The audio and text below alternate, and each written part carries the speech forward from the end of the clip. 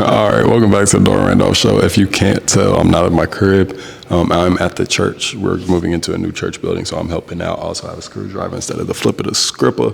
And last thing, I don't have a haircut. I'm getting a haircut later today. My beanie is in my car, and I don't feel like grabbing it because I want to record this episode. So just listen to the audio version. Don't even watch me. I want to talk about this really quick. This is probably going to be a shorter one because I do have to get back. But I want to make sure that I talked about this because it was something that I just like to talk about. You know that J. Cole song, No Role Models? And he says one specific line. It's the no role models, but I'm here right now. No role models to speak up. Searching through my memories, I couldn't find one. And then you stop there. Don't listen to the rest of the song. He started talking about some other stuff. But I wanted to talk about the concept of there being limited role models and who are believers and do a diverse range of different things. The reason I want to talk about this is because, I talk to kids a lot. I'm a youth pastor, and one of the frequent questions I ask them is like, what do y'all want to be when y'all get older? What do y'all want to be when y'all grow up? And they typically say, oh, I want to be a streamer. I want to be a YouTuber. I want to be a content creator. I want to be an artist. I want to be a musician, like that type of stuff. And that's fire. I hope that they succeed, and I hope that if that's what God is really placing them, that they don't stop and that they keep going. But the people that they use as reference points are usually not people who glorify God. And that's the thing that gets tricky because they don't see people in those spaces that glorify God. And that doesn't mean that they're like speaking Bible 25:8. That just means that they're living a life that glorifies Him. Romans 12:1 tells us to offer our bodies as a living sacrifice, as our highest form of worship. So I wanted to give shout outs to some people who are in these different types of spaces and glorify God, either verbally or they just carry a presence, or they just carry the Spirit of God in them through what they do. And when you do talk about them and talk about their faith, they do confess Jesus Christ. So the first person I wanted to get into, which is somebody I want to make, I think I might make an individual video for each of these people. But the first person I wanted to talk about is Miss Rachel.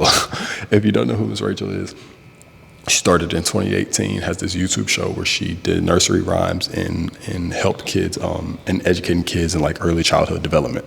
And she's not only you can not only back her up by the science behind all of it, like a speech pathologist, not a singular one, but multiple speech pathologists often regard her as being extremely helpful to kids in their education and development. But you can also see that everything that she's doing is in love.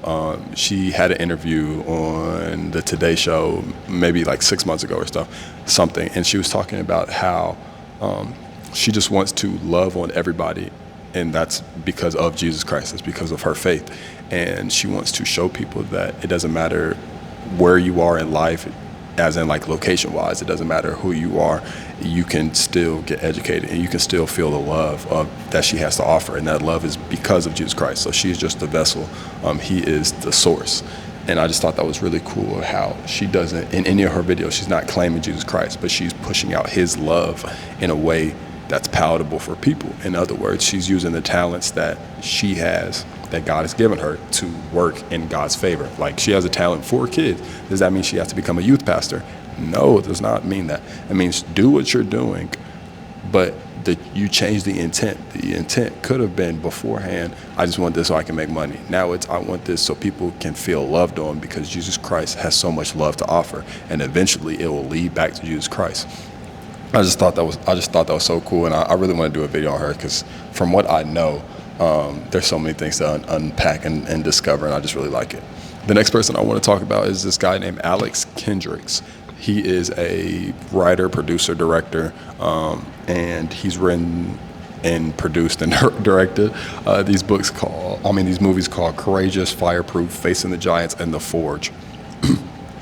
I think 3 of those, I know Courageous and The Forge at least were on Netflix. If they're not, they're probably on Tubi, everything on Tubi.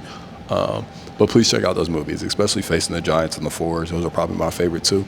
And those are movies that give real accounts of, real as in like people, of Jesus Christ. But it's in a palatable way. Oftentimes, a lot of Christian stuff is perceived as corny. And if I'm being honest, these these movies can teeter that line too. It's really contingent on who you are as a human being, if you like some of the stuff or you don't. But it just shows, rather than you hear sermon preaching, it shows how Jesus can impact our lives for the better. And that doesn't mean we're not going to go through stuff, but we are going to come out on top because of Jesus Christ. And I just thought that's a cool thing to know. Like, he uses visual aspects more than just like little skits and stuff, but a full feature-length movie to talk about Jesus Christ. And that's a space that you don't see the most people in. Like, we watch a lot of movies, and we consume a lot of stuff. So making sure that we have people who we can look up to in those spaces, especially because that's something I want to do eventually. I want to get into making feature films about Jesus Christ, but doing it in unique ways to help bring people to Jesus Christ. And I just think he does a great job at that, and he's kind of laid a blueprint for how future people can act. So if that's something that we push in front of the kids to show them how he did that for Jesus Christ, you can allow kids to start thinking about that, and it's circulating through their mind that maybe they can do that too. The next person I wanted to talk about is Gray Epps. He has this brand called Not Yet Home. When he initially first dropped this brand, or this clothing brand, you could not realize that this was a faith-based brand, because he reluctantly, or maybe not even reluctantly, but he did not include any, like, this is for Jesus on the thing. It didn't say I'm a Christian or whatever, like, for Jesus, Jesus is my rock. It wasn't any type of that. He focused on the material, he focused on the fabrics, he focused on the advertising for it, he focused on the building up of the brand. And then through that, you realize that he's talking about Jesus. Like, even on his website, you'll see like pictures of crosses and stuff and Bibles and stuff, and he has this really cool like photo book and stuff, and then you'll start seeing subscriptions and stuff if you go through the photo book. But on the About page, he says something that is interesting. He says, a lifestyle lived in the light of eternity affects everything we do, who we do it with, how we do it, and why we do it. Our goal at Not Yet Home is to create an aspiration to live a simple yet purposeful life, pursuing what has eternal value and doing it with the utmost excellence. In other words, Jesus is streamlining through everything that we do, them being that brand. And they want to use that brand to allow Jesus to streamline through everything that you do. So it just creates curiosity. You hear the Not Yet Home, and you just want to talk about it and ask questions about it and inquire about it. And that's the beauty of it. Again, not everything has to be so blatant.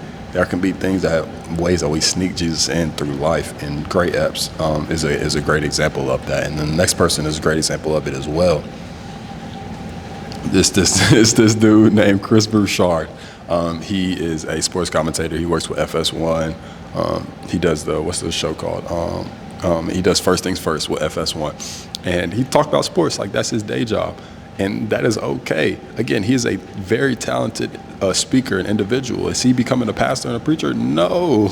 But he's using the talent that God has given him, his passion and love for sports, to bring people to Jesus Christ. Somebody may ask, how is he bringing people to Jesus Christ? Because he's living a life that glorifies Jesus Christ. We've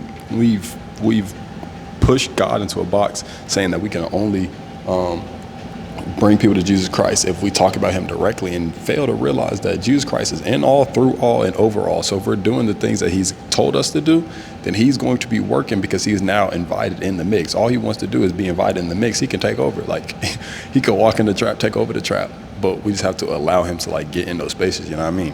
And Chris Broussard frequently confesses his love for Jesus Christ. He's even preached a couple times for like different churches, and like spoken over different churches or at different churches and stuff, different events as well. But his day job is to talk about sports. He's not going to go up there and scream Jesus, because that is not the right timing. You do not have to scream it at all times, but you do have to live a life that glorifies him at all times. And that's what he does. He just talks about sports, does the thing that he's supposed to do, and people are drawn to him. And now, because they're drawn to him, when he talks about Jesus Christ, they're drawn to Jesus Christ as a result of him. Like Paul says it best, he says, follow me as I follow him, or follow my example as I follow his example. So he's saying, follow my example as I follow the example of Christ. So the more you look at me, the more you're actually looking at Christ, because all I'm doing is living a life that glorifies God. And I just think that's really, really cool. And the last person I just want to talk about them really, really quick, because I want to do a real video on him for show, is Mace. Mace was a rapper in the 90s, made some songs with Biggie, made some songs with P. Diddy, and then eventually, signed to Bad Boy Records. Dropped 2 albums. Then after that, he left to become a minister. And he eventually kind of came back, had a run with like 56 G Unit, John, and then he went down this whole different pathway, and then started preaching and came back to the church in 2021. And there's a lot of different things that he did, but I think he fell in alignment with a lot of other people. And I can't speak on too much because I don't know him. You feel me? He fell in alignment with a lot of people because he left his God-given gift to become a minister and pastor. Now, if God really told him to do that, then who am I to judge? I'm not judging regardless. It ain't got nothing to do with me. But who am I to speak on it? But he left and he stopped making music. And I feel like that's what a lot of people do. Like if God tell them to go be a football player, and then they find Jesus Christ, they'll stop becoming a football player and trying to become a pastor and stuff. No, still be a football player. We need those. We need that representation in all the different spaces. Jesus says, go out and make disciples of all nations, and that's what we need. So continue to do that. Just repurpose it. It used to be for your glory and your honor. Now it's for his glory and his honor. And I wanted to do a video, but I wanted to talk on him to like interject that last point. The last thing I want to say, and I feel like I'm talking fast, but I'm kind of on a time crunch, and I wanted to make sure I got this out. So I'm trying to do this every day. Is just going to your local church and just talking to people. When you talk to people, you realize that these people got jobs, and most of their jobs do not or entail talking about Jesus Christ. Most of their jobs are teachers, nurses, doctors, lawyers, engineers, advertising, marketing, sales, whatever the case may be. But they're living a life that glorifies God. They're using the gifts that God has given them to glorify God. And through that, he is being honored, he's being praised, and he's being pushed to so many different nations and communities and groups of people. So talking to them just gives more validity of you can do all these different things and still love Jesus Christ. It is not an either or. It's just allowing him to streamline through it. Again, he's in all, through all, and overall. So don't try to put him in the box and say you can't do this because you love Jesus Christ. Figure out if Jesus Christ is in it. If he's not in it, then don't do it. That's point blank, period. But there's so many occupations that we don't want to participate in because we don't know how we can be in love with Jesus and do both of that. When in actuality, he wants us to be in some of those situations, again, if he's calling you to do it, because he needs representation in those spaces. There are some situations, God don't want you in, but there's a lot of them. Like, again, the idea of that was talking about like streamers and YouTubers and all that type of stuff. God wants people in those spaces that glorify him, so you can be in those spaces and show people that like, hey, I'm having fun, I'm a streamer, yada, yada, yada, but I'm glorifying Jesus Christ. Now there's representation in those spaces, you get what I'm saying? And that's really what he's after, what it's for. So, yeah, like I said, I'm going to make full videos on probably each one of these persons, actually breaking them down and giving more context and validity to all those statements. But I just wanted to show people that, you can have representation in all these different areas. Yeah. All right. I got to get back to work. I hope y'all have a great rest of the day, night, whenever y'all watching this, whenever I get this out. And I will catch you guys later. I'm out.